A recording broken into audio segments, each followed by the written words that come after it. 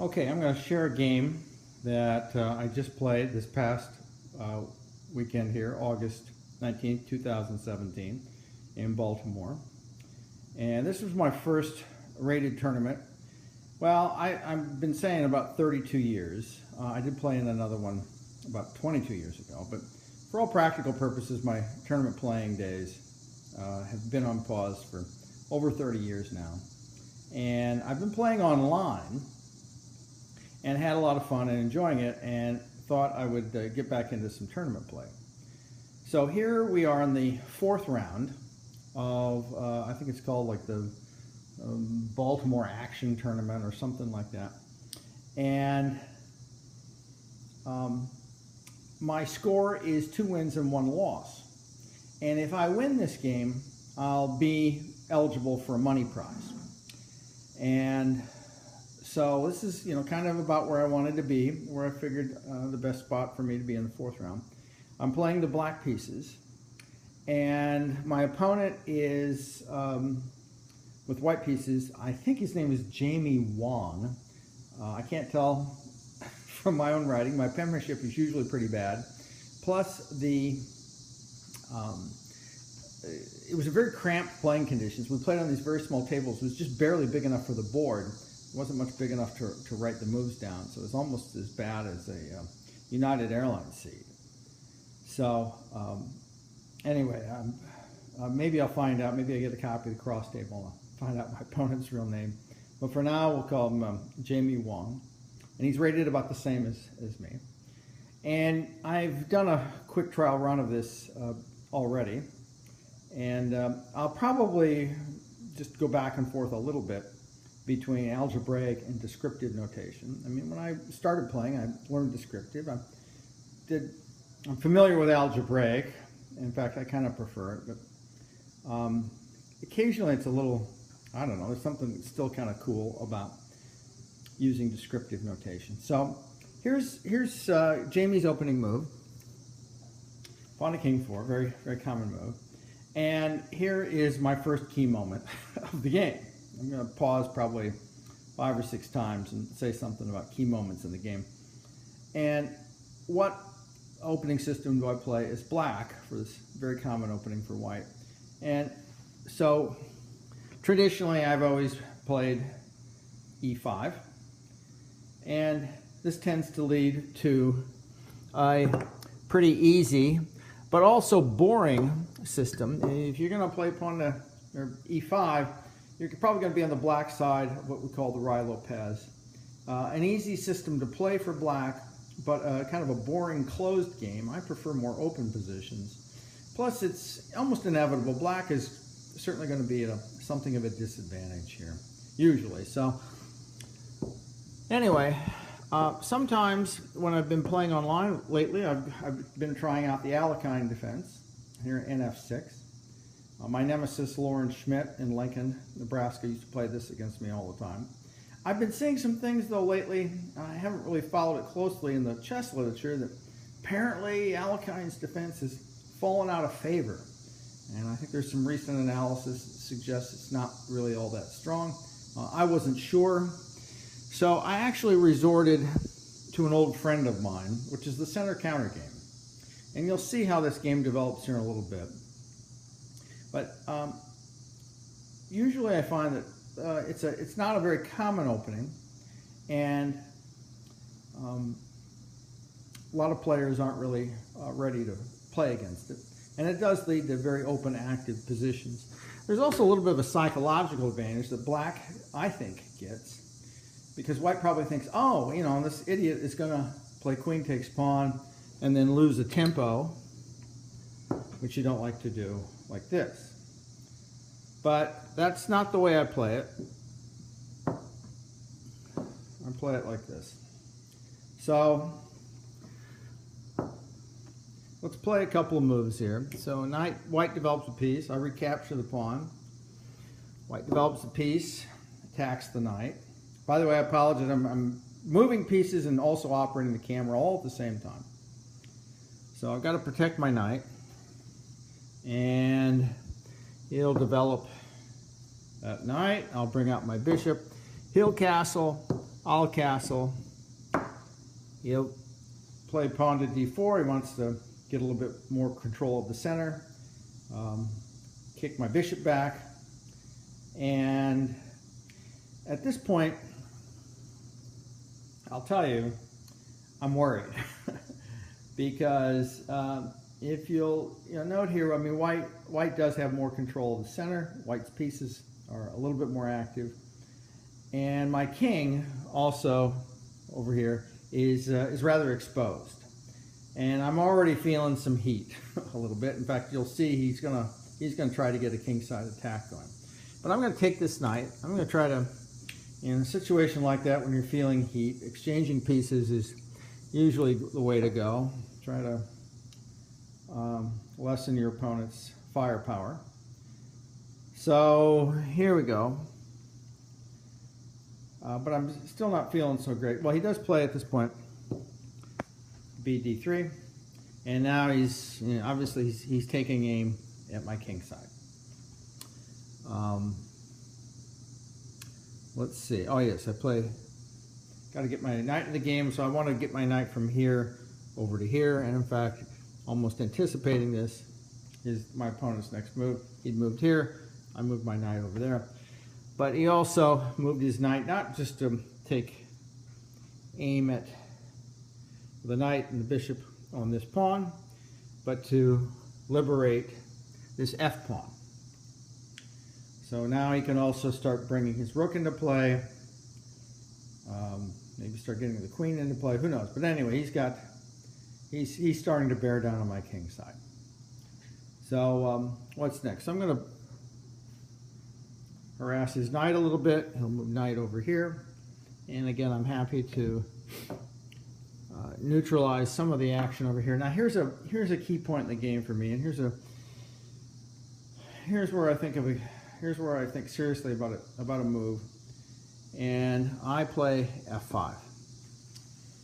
Now there are two things about this move, and there's one thing I really, really do not like. And one thing I do like about the move, probably the main thing, is that it's going to cut off white's access to this very important diagonal. The bishop is going to be effectively neutralized, at least for the time being, and won't be able to go after my king. And I'm also looking, I'd like to liberate my rook as well. The downside of this move, and it's a huge downside, and I thought quite a bit about this, is that it makes this pawn extremely weak. I now have what's called a backward pawn. It can't be defended by any other pawns, and it's on an open file.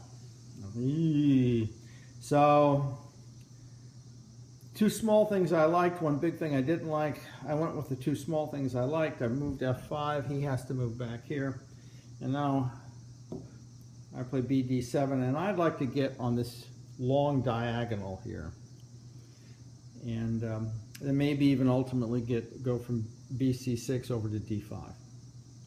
And that'll be a good way of, it depends on how the game goes, but the pawn is okay. This e pawn is okay, at least for the moment. And now he plays a move that I think probably is a little questionable. He plays c4, and here I play queen f6. And I kind of thought about this. Am I really ready to get my queen into the game? And I think, well, yeah, I guess, sure. I hadn't planned on it. I was, thinking about other things, maybe with the rook, or trying to fortify my pawn structure a little bit more, or of course, getting this bishop to a better diagonal. But he made this pawn weak, his d pawn weak. And I remember thinking, there's all kinds of ways that he may try to protect the pawn, and each one kind of had its weakness, and he did pick one that is kind of an easy or a natural defense, which is bb2. Now, of course, he has the opportunities on the same diagonal as the queen. There's going to be discovered attacks once he moves the pawn. But the same thing is also true. Not only is the queen going to be under a discovered attack, but the same thing is true about his own bishop. His bishop is indeed hanging, as we say, which means that it would go unprotected and would be taken. He can't play this because I'll take his bishop. And so as a matter of fact, because of this, Bill strikes forward with c5. So how does he, and I am thinking about some things. If he comes here, taking the pawn and then moving the bishop here, and remember, if he plays pawn takes, queen takes bishop, I probably neutralized. I mean, I'm not going to suffer. If I suffer a loss, it's not going to be due to a kingside attack. But at this point, he defends the bishop, but it means he loses the pawn. So I've just won myself a pawn. And if you allow me, I think I need to double check my moves. All right, now he moves the king over here. Very, very, very passive move. I understand he wants to get the king off this diagonal here, but he's giving me an opportunity to do some things. And so as a matter of fact, I play e5 here. I push the pawn to e5. And if he takes, I play bishop takes pawn. I've got a passed, well, it's not passed yet, but I got a very strong d pawn right here. It's going to be very well fortified with this bishop. I'm thinking, well, I'm a pawn up. I'll have a strong center pawn. And so I play d5, and now I think he probably underestimates a threat of mine. He plays b. He goes back to c1, and his idea here is he's all right. So he thinks, all right, I'm going to attack this pawn. It's kind of like, so what? Because I play e4, and he has to play here. And now I play b c6, protecting the pawn, putting the bishop on the diagonal I wanted to be on all along. And now if you look at this position, black is crushing white. I'm a pawn up, two strong center pawns, passed e pawn there. And, you know, my back rank is open. I'm just going to put my, I can put my rooks pretty much wherever I want to. My bishops are on very good, very strong diagonals. His bishops are very poorly coordinated. And I'm thinking at this point, all I have to do is kind of hold on. This is, you know, I've won this game. The problem is, I'll tell you right now that I lost this game. So I want you to kind of imagine that this was the fourth quarter of the most recent Super Bowl, and I'm the Atlanta Falcons right here. So I'm going to commit a couple holding penalties, and there's no fumbles or interceptions, but just running into the line and not taking advantage sufficiently of my strengths here. There's a couple of ways to go here. I mean, I can kind of slowly squeeze him, or I can keep going after an attack. For instance, also look at this. He's got these two very weak pawns on the c file. So that's something I can do, is and once I start activating my rooks and getting them into getting them a little bit more involved, I can start focusing between throwing these pawns down his throat, going after those weak pawns, looking for tactical opportunities to win material. So anyway, I'm fortifying my position a little bit with right there with c4, or bishop to c5, I mean, and whoops. I apologize. I think I left at this point. He moved here. So I put the bishop back on the diagonal, and I moved here. He's kind of stuck for any good moves at this point. I mean, what move does he make? So he moves here, and now I make a move that is kind of probably a little too weak, and probably was. I think I'm on move, getting ready to make move 22, and I should have, the move I made on move 23, I should have moved here. And I'll shadow that right in here, which is this move right here. I probably should have done this move. And as a matter of fact, I think that move, which goes after this pawn, is crushing. Well, you'll kind of see a little bit what happens, but forces his bishop into the back rank more than likely. So. But anyway, at this point, somehow or another, I think I still have to kind of strengthen things. I mean, this is kind of an okay move, but it's a little bit too much of a waiting move. And now he moves q to g3. And I'm thinking immediately, I said, listen, I've got to look out for the mate on g7 here. If the queen moves and the pawn moves here, he's going to come down and mate me. And in fact, that threat does become relevant as we go along. And I probably should think about neutralizing this threat somehow, some way, maybe right now. But at this point, I moved here, bd1, and now I move queen over here, going after this pawn. But I do now start to make myself vulnerable here to this mate. He goes c3, and this is a very critical moment in the game. And it is a moment where I'm looking at two possible moves here. And one is bishop takes bishop on d1. And the other is just to push the pawn. Let him take the bishop and then follow with e6. And those two connected passed pawns, even though I've given up a piece, these two connected passed pawns are going to be crushing. They're on open files. He's going to have a hard time stopping them. I can start probably knocking off other pawns along the way. I think this is just super, super strong for black. At the very least, he's going to have to give up his bishop, I think, or at least one piece, to stop the advancing pawns. Maybe he can salvage something. But for the moment, so I thought to myself, that's what I want to do. I want to play pawn to e6. And pawn to d3, I mean. This is d3. That's what I want to do. And I decided that in my mind. And next thing I knew, I played this. What? And so he played exactly, this is part of the reason why I didn't want to play bishop takes bishop, is I knew he would play here. And, for the moment I got two bishops hanging. He does have some active threats. He's neutralized my pawn center a little bit.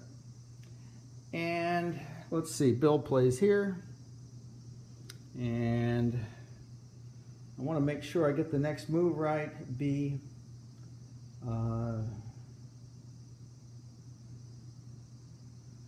Oh, I know.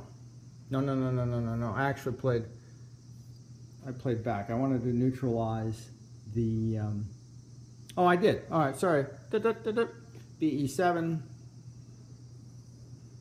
Pawn takes pawn. Protect that back rank mate, or not the back rank, but protect that mate there against g7. He plays here. I take the pawn. He's going to take this pawn. I'll recapture. And let's see. I'm going to recapture. And let me just kind of double check things. Oh, he's going to kind of threat my pawn, at least briefly. And he's got to. Now I'm still a pawn up. I've got a strong passed e pawn there. And bishop serve was opposite colors, but I'm still feeling relatively good. I didn't quite play what I wanted to play, but I'm still feeling pretty good about this. And so, whoops, yeah, here we go. Sure, all right. So B4, or B5, I mean.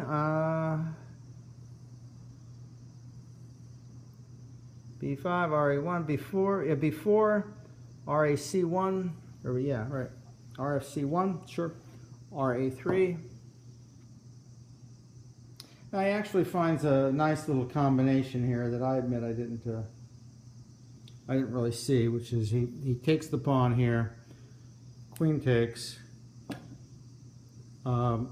his queen, bishop takes, king takes, rook takes. And so I'm now on a double rook endgame. Not really a whole lot of fun.